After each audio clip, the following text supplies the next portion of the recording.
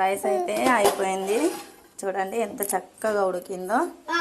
So బంద్ చేసేసుకుందాం. మా పిల్లలు అయితే అస్సలే ఆగడం లేదు. చూడండి ఒక్కొక్కరు ఎంత ప్లేట్ పట్టుకొని ఉన్నారో. మిక్కీ ఇక్కడ తెగి బేట.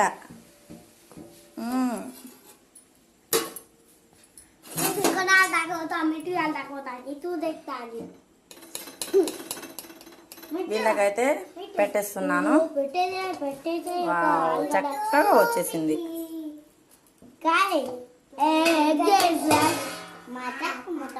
అదే సోనా సోను